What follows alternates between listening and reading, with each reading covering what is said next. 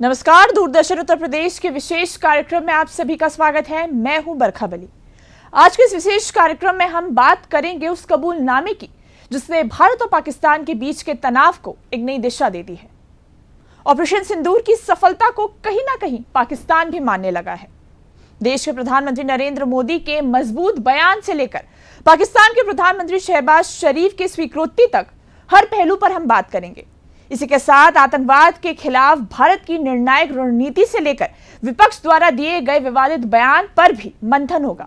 लेकिन उससे पहले देखिए हमारी एक खास रिपोर्ट। तो दुश्मन कहीं भी हो, हाँक दिया जाएगा।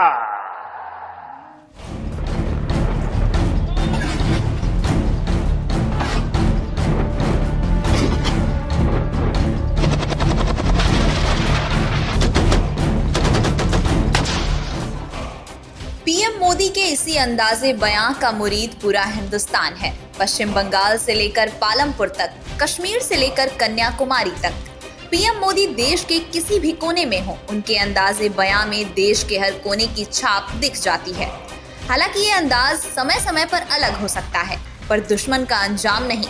वक्त बदल सकता है, पर मोदी सरकार की मंशा नहीं। इस बयान को इस तरीके से समझिए कि दुश्मन का हश्र वही होगा जो 140 करोड़ हिंदुस्तानियों की इच्छा है, क्योंकि दुश्मन के सिर पर अभी भी हिंदुस्तान के नाम का काल मंडरा रहा है। हिंदुस्तान का स्टेट और नॉन स्टेट एक्टर, ये अब खेल चलने वाला नहीं है। अगर मैं सीधे कानपुरिया में कहूं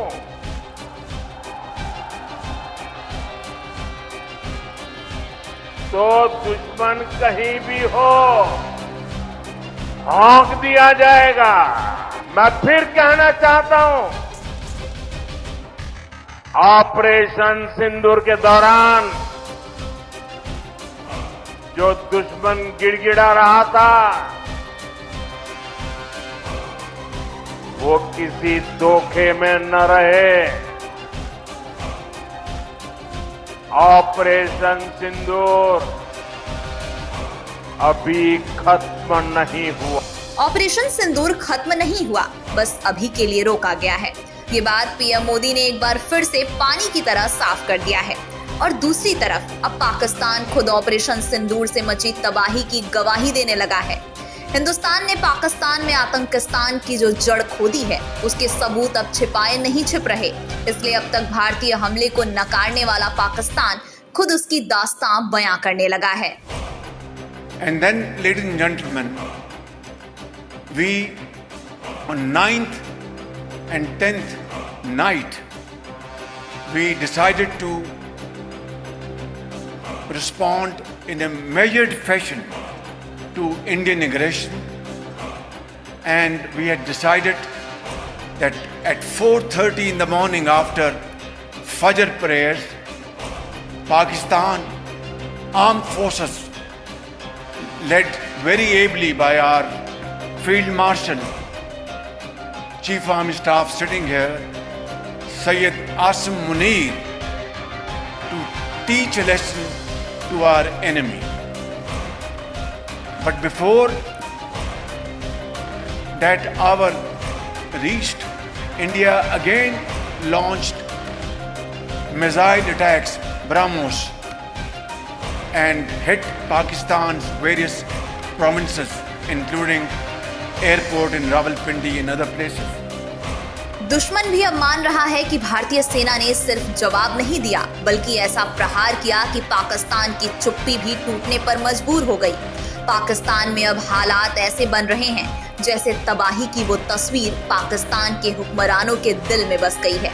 वो रह रह कर सहम जाते हैं, डर जाते हैं। पहले तो अपनी ही आवाम को बेवकूफ बनाने की कोशिश करते हैं, जीत हासिल करने का झूठा नैरेटिव गढ़ते हैं और उसके बाद गलती से कई बार सच्चाई भी उगल देते हैं।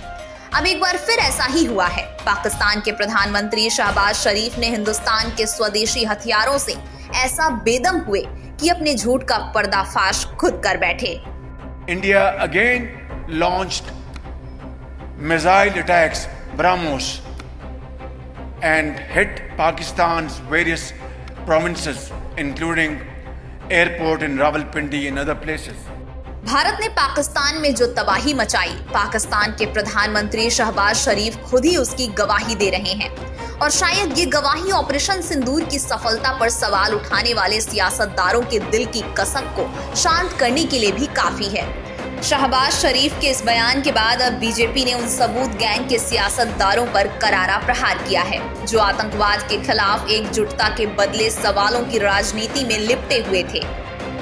कि कुछ ऐसी पॉलिटिकल पार्टी है, खास करके कांग्रेस, जिन्होंने आरंभ में तो कहा कि हम देश के साथ खड़े हैं, हम सरकार के साथ खड़े हैं, मगर कदाचित एक दिन भी ये सरकार के साथ और हिंदुस्तान के साथ, भारत के साथ खड़े नहीं थे।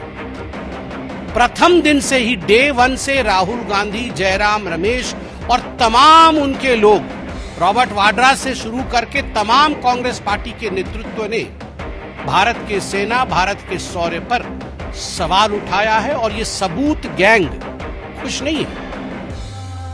भारत ने जो किया है उस पे ये सबूत गैंग खुश नहीं है। और मुझे तो दुख होता है कि राहुल गांधी, रेवंत रेड्डी और रमेश जी सभी पूछ रहे हैं बताओ कितने जहाज गिर गए हिंदुस्तान के। ये डे 1 से पूछ रहे हैं बताओ कितने जहाज गिर गए हिंदुस्तान के। ये कोई सवाल है? आपको समझ नहीं है? कहां उनकी हवाई पट्टी ध्वस्त हुई, वो सारी तस्वीरें आपके सामने रखा गया बकायदा एक सबूत के रूप में। अगर जहाज गिरता है तो उसका रैकेज होता है, मलबा होता है। अगर जहाज गिरती है तो उसका सैटेलाइट इमेज होता है। अगर जहाज गिरता है तो अंतर्राष्ट्रीय जगत में हलचल होती है और अंतर्राष्ट्रीय जगत के एक्सपर्ट्स भी इस पर कमेंट करते हैं, टिप्पणी करते हैं, सबूत प्रस्तुत करते हैं। मगर ऐसा नहीं हुआ। उल्टा मैं तो पीएम शहबाज शरीफ,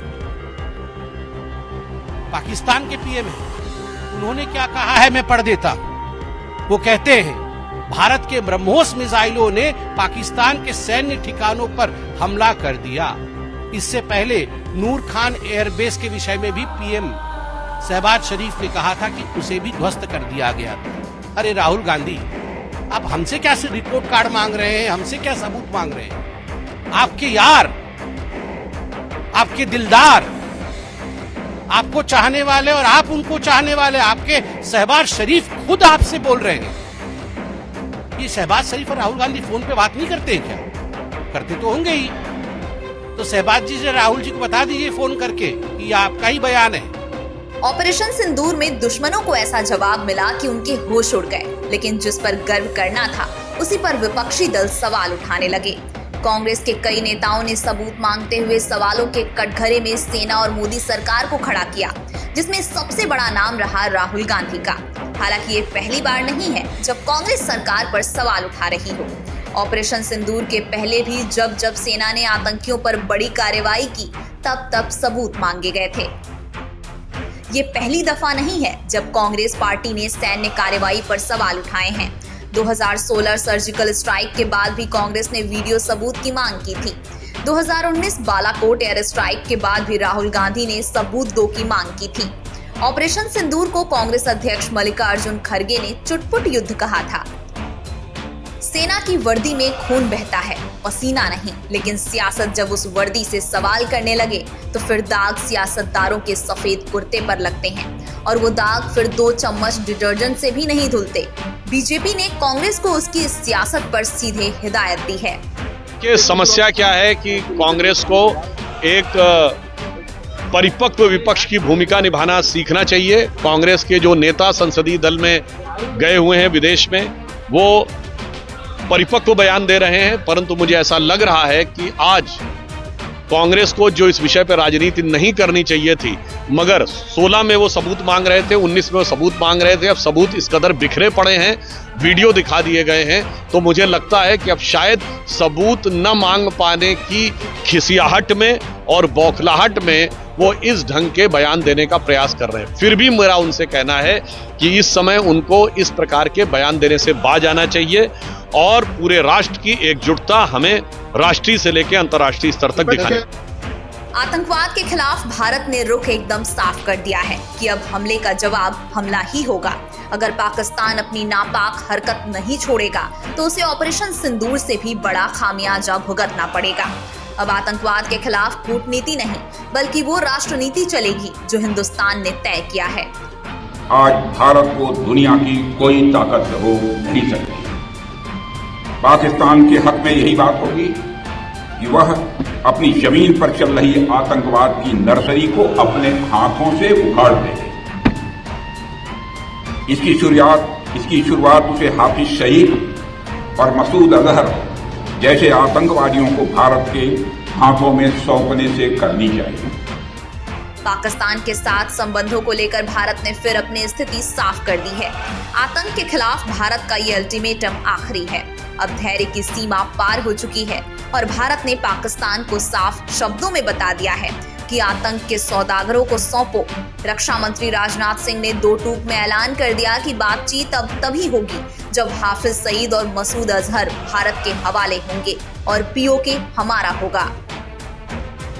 पाकिस्तान की ओर से बार बार बातचीत की पेशकश की जा रही है। कल ही पाकिस्तान के प्रधानमंत्री ने फिर यह बात दोहराई है, मगर भारत ने साफ कह रखा है कि बात होगी तो आतंकवाद पर होगी, बात होगी तो पाक ऑक्युपाइड कश्मीर पर होगी। अगर पाकिस्तान बातचीत को लेकर गंभीर है तो उसे हाफिज सईद और मसूद अजहर जैसे आतंकवादियों को भारत को सुपुर्द करना चाहिए। भारत ने आतंक पर अब नई लकीर खींच दी है, सीधी, सख्त और साफ। पाकिस्तान अगर भारत से नॉर्मल रिश्ते चाहता है तो पहले भारत के गुनहगारों को सौंपना ही होगा। और भारत ने जिन गुनहगारों को सौंपने की बात उठाई है, ये वही गुनहगार हैं जो दशकों पहले भारत को दहला दिए थे। सैकड़ों बेगुनाहों की आतंकी हमलों में जान चली गई। अब भारत इन गुनाहों का हिसाब लेगा। अब ये आतंकी कौन है जिनकी मांग भारत ने की है, ये समझते हैं। पहलगाम हमले की जिम्मेदारी जिस आतंकवादी संगठन टीआरएफ ने ली, इसको पाकिस्तानी आतंकवादी संगठन लश्कर-ए-तैयबा का सहयोगी माना जाता है। हाफिज सईद ही लश्कर-ए-तैयबा का सरगना है, वहीं मसूद अजहर जैश-ए-मोहम्मद का सरगना है। जैश-ए-मोहम्मद और लश्कर-ए-तैयबा दोनों का मकसद भारत में नफरत फैलाना है। इसी सोच के साथ इन्होंने पुलवामा और मुंबई जैसी घटनाओं को अंजाम दिया। हिंदुस्तान ने ऑपरेशन सिंदूर के जरिए बहावलपुर में जैश-ए-मोहम्मद के बने हेडक्वार्टर भी इसलिए मटिया मेट कर दिया था। वैसे तो दोनों ही आतंकी संगठनों के मंसूबे एक हैं। दोनों ही भारत में कई आतंकी हमले करवा चुके हैं, लेकिन इनमें जैश-ए-मोहम्मद हाल की दिनों में ज्यादा एक्टिव रहा था। अब आपको इसके वो बड़े हमले भी बताते हैं जो इसने भारत पर कराए। अप्रैल 2000 सेना के हेडक्वार्टर पर सुसाइड अटैक। 1 अक्टूबर 2001 जम्मू कश्मीर विधानसभा पर हमला। 13 दिसंबर 2001 भारत की संसद पर हमला। 2 जनवरी 2016 पठानकोट एयरबेस पर हमला। 18 सितंबर 2016 उरी सेना के हेडक्वार्टर पर हमला। 14 फरवरी 2019 पुलवामा में सीआरपीएफ के काफिले पर हमला। मसूद अजहर एक मौलाना है जो खुद को इस्लाम का स्कॉलर मानता है, लेकिन वो शुरुआत से ही नफरती विचारधारा का था और उसने इस्लामिक सिद्धांतों को गलत तरीके से प्रचारित किया है। ये जिहाद के जरिए मुसलमान युवाओं को भ्रमित करता है और उनके जरिए ये कश्मीर को भारत से अलग करवाने की साजिश रचता है। हालांकि इसके मंसूबे इसमें कामयाब हो नहीं पाए। अब इसके बारे में भी जरा जान लीजिए। ये एक आतंकी संगठन है जिसकी स्थापना साल 2000 में मसूद अजहर ने की थी। ये कश्मीर में आतंकी गतिविधियों और भारत के खिलाफ जिहाद के लिए जाना जाता है। ये पाकिस्तान के बहावलपुर में सक्रिय है। ऑपरेशन सिंदूर में भारत ने इसको तबाह किया। साल 2019 में संयुक्त राष्ट्र ने मसूद अजहर को वैश्विक आतंकी घोषित किया था, जिसके बाद उस पर यात्रा प्रतिबंध और आर्थिक पाबंदियां लगी थीं। दुनिया में 57 आतंकी ऐसे हैं जो भारत के लिए मोस्ट वांटेड हैं। इस लिस्ट में एक से बढ़कर एक दहशतगर्द शामिल हैं जो भारत में अब तक कई हमले करा चुके हैं। इसमें जैश-ए-मोहम्मद चीफ मसूद अजहर का नाम भारत की लिस्ट में पहले नंबर पर है। ये भारत में भी काफी समय तक रहा था, गिरफ्तार भी हुआ था, लेकिन आम लोगों को शील्ड बनाकर ये भाग गया था। मसूद अजहर पहली बार 29 जनवरी 1994 को दिल्ली पहुंचा था। उसके बाद वो फेक पहचान बनाकर श्रीनगर में घुस गया था। इस बीच भारत ने उसे आतंकी गतिविधियों में शामिल होने के लिए अनंतनाग से गिरफ्तार कर लिया था। 24 दिसंबर 1999 को अजहर के भाई और उसके आतंकी साथियों ने एक इंडियन प्लेन को हाईजैक कर लिया। प्लेन को अफगानिस्तान के कांधार ले जाया गया, जो उस वक्त तालिबान के कब्जे में था। बदले में उन्होंने मसूद अजहर और 2 और आतंकियों को छोड़ने की मांग की। लोगों की जान बचाने के लिए भारत सरकार को उनकी बात माननी पड़ी और मसूद अजहर को छोड़ना पड़ा। अजहर रिहा होते ही पाकिस्तान भाग गया। अब अगर मसूद अजहर को मोदी सरकार वापस हिंदुस्तान लाने में कामयाब होती है तो आतंकवाद पर भारत की ये बड़ी जीत मानी जाएगी। लेकिन सवाल है कि ये संभव कैसे होगा। मसूद अजहर की तरह ही हाफिज सईद भी हिंदुस्तान का वो गुनहगार है जो पाकिस्तान में पनाह लिए बैठा है। जैश-ए मोहम्मद की तरह ही इसका उद्देश्य भी जम्मू कश्मीर को भारत से अलग करना और भारत के खिलाफ जिहाद करना था। लश्कर-ए-तैयबा पूरे विश्व में इस्लामिक राज स्थापित करने के सपने देखता है। लश्कर-ए-तैयबा का संस्थापक हाफिज मोहम्मद सईद और अब्दुल्ला आजम है। लश्कर-ए-तैयबा का मुख्यालय पाकिस्तान में लाहौर के पास मुरीदके में है। भारत ने ऑपरेशन सिंदूर में इसके हेडक्वार्टर को पूरी तरह बर्बाद कर दिया। इसकी स्थापना 1987 में मोहम्मद हाफिज सईद और अब्दुल्ला आजम ने की थी। हाफिज सईद के मंसूबे हिंदुस्तान के लिए इतने खतरनाक हैं कि युवाओं को टारगेट कर उनके मन में भारत के लिए ये जहर भरता है। हाफिज को पाकिस्तानी सेना का समर्थन प्राप्त है, इसलिए आराम से वो अपने संगठन को चलाता है। हाफिज सईद पाकिस्तान का एक कट्टरपंथी इस्लामिक नेता है। ये पूरे विश्व में इस्लाम का राज चाहता है। इसने आतंक संगठन जमात उद दावा की भी नींव रखी। हाफिज सईद ने 2008 के मुंबई हमले को अंजाम दिया था। इसमें 170 लोगों की मौत हुई थी। ये 2002 में अक्षरधाम मंदिर पर हुए हमले का भी दोषी है। इस घटना में 30 लोगों की मौत हुई थी। हाफिज सईद ने कसाब जैसे आतंकियों को ट्रेनिंग दी थी और उससे ही मुंबई पर हमला करवाया था। अब अगर ये भारत वापस लाया जाता है तो आतंकवाद पर हिंदुस्तान की ये भी बड़ी जीत होगी। अब इसको हिंदुस्तान लाना क्या संभव है, ये भी आप एक्सपर्ट की जुबानी सुनिए। हाफिज सईद भी एक डेजिग्नेटेड टेररिस्ट है। 26/11 का जो अटैक हुआ था इंडिया के अंदर मुंबई में, उसके अंदर इसका क्लियर हाथ है और ये मल्टीपल डोजियर से इंडिया ने इसको बता दिया। यूएन ने भी इसको डेजिग्नेटेड टेररिस्ट कर दिया। जैसे पुराना वाला वैसे ही ये कहानी। ये नेशनल ट्रेजर्स हैं पाकिस्तान के। इनको पाकिस्तान का आईएसआई यूज करता है अपना एजेंडा को भारत के खिलाफ मुकाम देने के लिए। तो क्या आप अपना नेशनल ट्रेजर हैंडओवर करोगे? सवाल ही नहीं है। ये सिर्फ हमारी मांग है और कुछ नहीं होने वाला। ना पाकिस्तान इसके ऊपर रिएक्ट करेगा, ना इसके ऊपर कोई इवन रिस्पॉन्ड करेगा। मसूद अजहर और हाफिज सईद का ऐसे समय में नाम ही सामने आना भारत की बड़ी जीत जैसा है, क्योंकि पाकिस्तान ने तो कभी ये स्वीकारा ही नहीं कि ये आतंकी पाकिस्तान में ही पनाह लिए बैठे हैं। इन्हें कभी सऊदी अरब में बताया गया तो कभी कहीं और। लेकिन रक्षा मंत्री राजनाथ सिंह के बयान ने यह साफ कर दिया है कि मसूद अजहर और हाफिज सईद पाकिस्तान में ही हैं और पाकिस्तानी सरकार ने ही इन्हें पनाह दे रखा है। ये तो वेल नोन फैक्ट है कि जो दुनिया के कोई भी बड़ा टेररिस्ट है वो पाकिस्तान में ही मिलेगा। ओसामा बिन लादेन अमेरिका 12 साल से ढूंढता रहा और कहाँ मिला?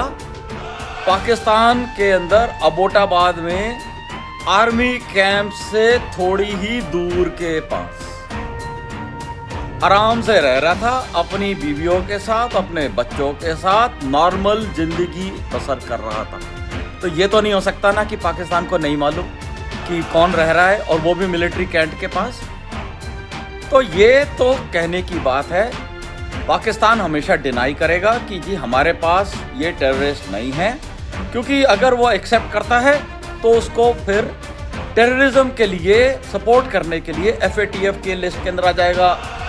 जो लोन्स मिल रहे हैं उसको वर्ल्ड बैंक और बाकी जगहों से, संस्थाओं से वो प्रॉब्लम में आ जाएंगे। तो वो हमेशा कहता है कि जी हमारे यहाँ तो है नहीं, वो किसी और अरब कंट्री के अंदर है, हमारा तो उसके ऊपर कोई कंट्रोल नहीं है, वो नॉन स्टेट एक्टर्स हैं, हमारा उसके ऊपर कोई कंट्रोल नहीं। तो ये तो टिपिकल कहानी है और ये चलती रहेगी। FATF हो या UN, भारत हर मंच पर पाकिस्तान को घेरने की तैयारी में है। अब भारत घरेलू और अंतर्राष्ट्रीय दबाव एक साथ बना रहा है और ये सिर्फ राजनीतिक रणनीति नहीं, ये भारत की नई नो टॉलरेंस की नीति है। भारत अब आतंक के खिलाफ मोर्चा सिर्फ सीमाओं पर नहीं, शब्दों में भी खोल चुका है। भारत ने ऐलान कर दिया है कि पाकिस्तान से बात हो सकती है, लेकिन आतंकियों को सौंपने पर और अगर पाकिस्तान इस पर ना माना और कोई फिर से हिमाकत करने की कोशिश की तो इस बार भारतीय नौसेना का जलवा भी लड़ाई के मैदान में दिखेगा। ऑपरेशन सिंदूर में तो उसके 4 टुकड़े होने से बच गए, लेकिन इस बार नहीं बचेगा, ये रक्षा मंत्री साफ कर दिए हैं। पाकिस्तान को पता है जब भारतीय नौसेना पूरे जोश के साथ, पूरे जोर के साथ जब चलती है तो उसका अंजाम क्या होता है। 1971 में 1971 इसका गवाह है कि जब इंडियन नेवी हरकत में आई थी वह 1 से 2 हो गया था। मैं पाकिस्तान की बात कर रहा हूं। जब हमारी इंडियन नेवी हरकत में आई थी तो पाकिस्तान 1 से 2 हो गया था। अगर ऑपरेशन सिंदूर में भारतीय नौसेना अपने फार्म में आई होती तो पाकिस्तान के 2 टुकड़े ही न होते, बल्कि मैं समझता हूं शायद 4 टुकड़े हो जाते। कि आप अपनी तैयारियों में कोई कमी न रखें। अब तक जो हुआ वह तो वार्म अप था। अब तक जो हुआ वह तो वार्म अप था। अगर पाकिस्तान से फिर यदि कोई जरूरत की तो इस बार नेवी भी हरकत में आएगी और फिर भगवान ही जानता है कि पाकिस्तान का क्या होगा। 1971 को याद करके पाकिस्तान आज भी थर्रा जाता है। तब भारतीय नेवी ने जो तबाही पाकिस्तान में मचाई थी उसकी दास्तान आज भी वहां के लोग भूल नहीं पाए हैं। इसलिए पाकिस्तान के खिलाफ भारत की नेवी सबसे स्ट्रांग मानी जाती है और अभी तो उसने अपना दम भी नहीं दिखाया है, लेकिन भविष्य के लिए नेवी तैयार है और भारत ने तो अब आतंक के खिलाफ 3 सूत्र भी तय कर दिए हैं। 3 सूत्र स्पष्ट रूप से तय किए। पहला, भारत हर आतंकी हमले का करारा जवाब देगा। उसका समय, जवाब देने का तरीका और जवाब देने की शर्तें हमारी सेनाएं खुद तय करेगी। दूसरा, भारत अब एटम बम की गीदड़ बप्पी से नहीं डरेगा।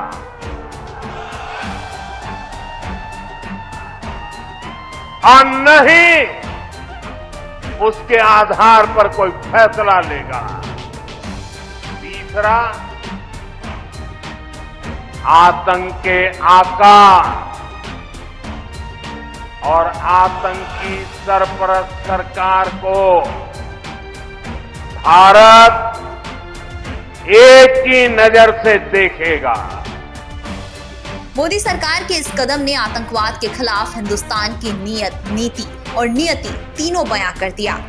दूसरी तरफ गृह मंत्री अमित शाह ने उस पुच्छ की धरती से पाकिस्तान को 2 टूक जवाब भी दिया है, जहां के निहत्थे लोगों को पाकिस्तान ने ऑपरेशन सिंदूर के बाद निशाना बनाने की कोशिश की थी। और जैसे भारत सरकार की देश के प्रधानमंत्री मोदी जी की नीति है कि हर आतंकवादी हमले का जवाब इतनी ही तत्परता और इतनी ही कठोरता से दिया जाएगा। वो नीति के तहत हमने 7 तारीख की रात को पाक ऑक्यूपाई कश्मीर और पाकिस्तान में जो आतंकवादी अड्डे थे उसको ध्वस्त कर दिया। कुल मिलाकर भारत का मैसेज एकदम क्लियर है कि पाकिस्तान चाहे जितना हिंदुस्तान के सामने गिड़गिड़ाए, बात तभी होगी जब वो आतंकियों को सौंपेगा और पीओके का मुद्दा सुलझेगा। इससे पहले हिंदुस्तान पाकिस्तान को रत्ती भर भी भाव देने वाला नहीं है और जो लोग देश के अंदर बैठकर सेना और सरकार पर ही सवाल उठा रहे थे, उनको पाकिस्तान के प्रधानमंत्री शहबाज शरीफ ने अपनी तबाही की गवाही खुद दे दिया है।